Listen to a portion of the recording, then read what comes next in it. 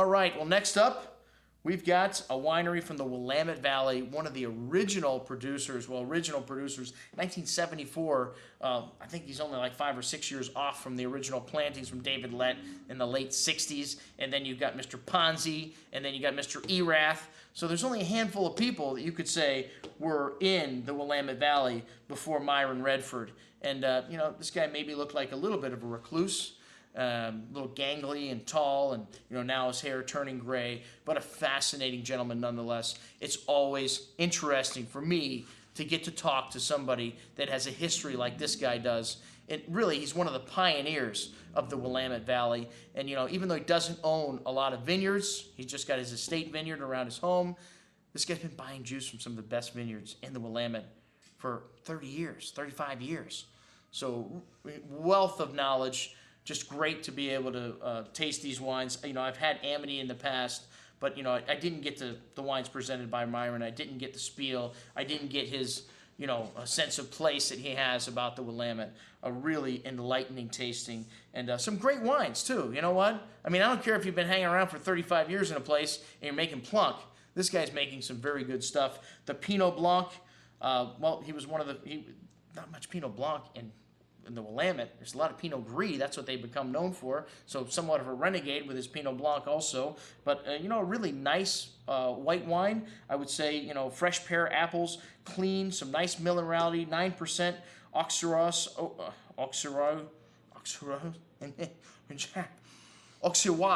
There we go. Wow, that was tough to get out. Okay, added in to increase the aromatics, 100% stainless, bright and fresh style, nice amount of pear fruit, maybe a hint of residual, of course, but enough acidity to carry that through, a little spritz showing up of minerality at the finish. A really nice little Pinot Blanc. All right, next up, we had some Pinot Noir. Surprise, that's what they do in the Willamette Valley, folks. And his Willamette Valley 08 is a blend of several different vineyard sites. Amity, north about 7 miles of McMinnville, the Yola appellation, and this is mostly or all purchased fruit.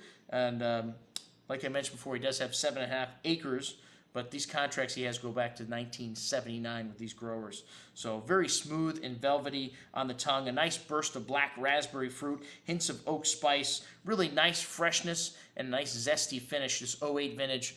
Really getting a lot of great press coming out of Oregon. A nice little Pinot at like 25 bucks.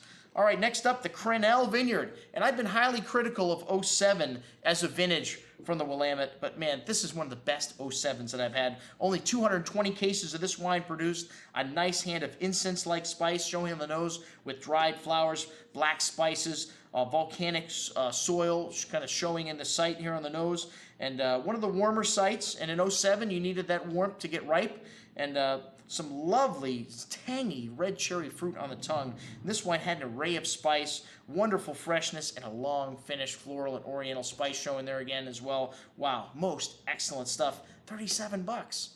Man, really good juice. The Sunnyside Vineyard 08 was up next, which this was a vineyard planted in 1970, one of the oldest vineyards in the Willamette. 600-foot elevation, so it's a very late ripening vineyard. So a bit shy on the nose here, but showing some black raspberries, some tea, some exotic spices, some dried flowers. Very complex bouquet again. Only 114 cases produced. Lovely velvety texture on the tongue, smooth and silky with some lovely red cherry fruit showing there and some nice spice. But man, again, most excellent for 37 bucks. Both of these single vineyard wines, some of the best Pinot Noirs I've had from Oregon this year. And then a few Rieslings, which I would have to say Riesling is one of my, I don't want to say my least favorite white varietals. I do like, Riesling. I don't drink a lot of it, but man, it's not very often that I find Rieslings outside of Germany or Alsace that I really flip out over. But both of these wines are really nice. I would say, the first one, a little bit less sugar, so a little bit more, along my style, but, two really good efforts. A nice slatey character to the 07, and some nice lime citrus and white peach, and that lovely zesty, salivating quality on the finish. And like I said, the 09 was a little sweeter style, the Wedding Dance Riesling, maybe not, as, I'm not quite as keen to those styles of Rieslings, but a very well-made wine and very nicely balanced. Bravo. Great stuff from Amity Vineyards. you'll see all the Pinots in the store here next week. I'm your host, Andrew Lampasone, signing off for the Wine Watch, saying remember, always drink the good stuff first.